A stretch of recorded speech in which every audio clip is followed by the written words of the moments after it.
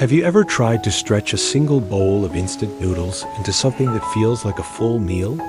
Not because you love the taste, but because your wallet quietly tells you that you have no better option today. Kevin and his best friend lived in a small boarding house on the outskirts of the city. Life wasn't luxurious, but it was genuine and simple. For Kevin, each day meant working, saving, and counting.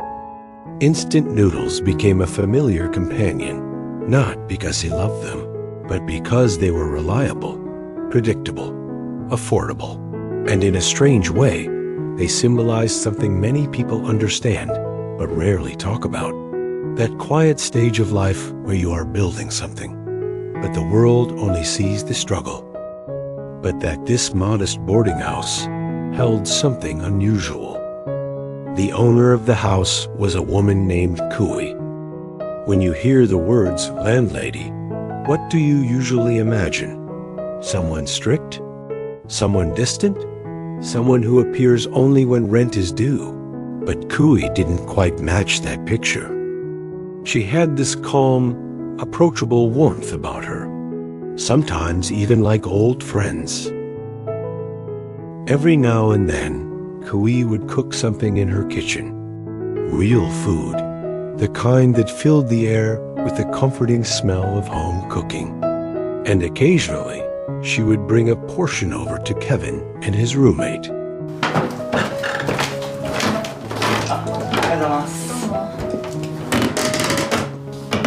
タクト君二度寝してます。そっか、ありがとうね。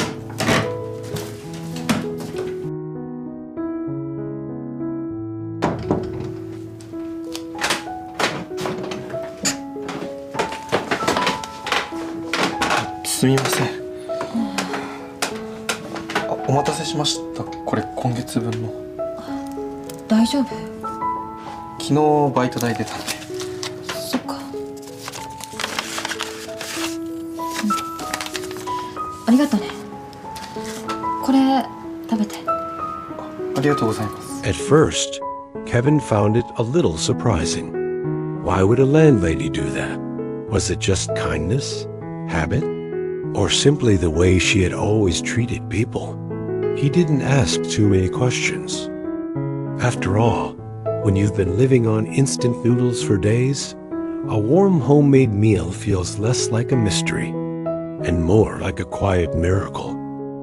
Kevin and his friend continued living their simple lives. Nothing about their lives looked particularly special. But life has a curious way of hiding meaningful stories inside ordinary places. Because somewhere between those shared meals, those hallway conversations, and those everyday smiles, something subtle was beginning to grow. Not loudly, not suddenly, just quietly, almost invisibly, like a seed taking root beneath the soil. And at that moment, Kevin didn't realize that the small boarding house he had chosen, simply because it was affordable, was slowly becoming the place where his life would begin to change. Have you ever experienced that strange feeling when someone's small kindness begins to linger in your mind longer than you expect? Not because it was grand, not because it was dramatic, but because it felt genuine.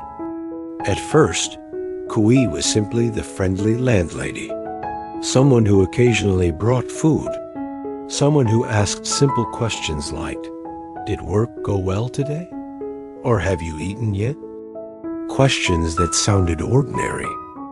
But when you live far from family, when your life is mostly work and quiet survival, those questions can carry unexpected warmth. Kevin began to notice something about her. She remembered which shift he worked. She remembered when his roommate had a difficult week. How could someone who wasn't family remember things like that? And why did that small attention feel strangely comforting? At first, Kevin didn't think too deeply about it. Life was busy enough already. Bills needed to be paid. Work needed to be done. Dreams, whatever they were supposed to be, still felt distant. But human emotions rarely follow logical schedules. Sometimes their conversations stretched just a bit further than necessary. Sometimes they talked about simple things, the weather, work, the rising price of groceries. And sometimes they talked about life, not in a heavy way. Just the quiet kind of conversation where three people slowly realize they understand each other more than expected. Kevin didn't feel lonely in that boarding house anymore. For a long time, the city had felt overwhelming. Crowded streets, endless noise, people rushing past each other without ever truly seeing one another. But inside that small building, life moved differently. There was warmth there. Not the kind you find in expensive apartments or luxurious neighborhoods, but the kind that comes from simple human attention. Yet even as those feelings grew quietly in Kevin's heart, another voice inside him spoke just as clearly. "What are you thinking? She's your landlady. This is just kindness. Don't misunderstand it. Don't make things awkward." Whenever a warm moment lingered too long in his mind, he pushed it away. Whenever a conversation with Kui felt a little too meaningful, he reminded himself that it was just friendly conversation, nothing more. At least, that's what he told himself. But emotions don't disappear just because we label them inconvenient. They wait. They grow quietly. And sometimes they reveal themselves at the most unexpected moment. Without Kevin realizing it, the ordinary rhythm of life inside that boarding house was slowly guiding him toward a question he had never planned to ask. A question that had nothing to do with rent, nothing to do with instant noodles, but everything to do with the strange, unpredictable way human connections form. And sooner or later, Kevin would have to face the quiet truth that had been growing in his heart all along. There are moments in life that don't arrive with noise or warning. Kevin suddenly realized something he had been carefully avoiding for weeks. This wasn't just kindness. Or maybe kindness was exactly what it was, but it had begun to mean something more to him. The truth slowly surfaced in his mind, like sunlight breaking through a cloudy sky. It wasn't the noodles. It wasn't the rent. It wasn't even the comfort of the boarding house. It was her presence. Nothing dramatic had happened. No grand confession. No sudden spark. Just a steady accumulation of simple human warmth. Kevin looked at Kui again.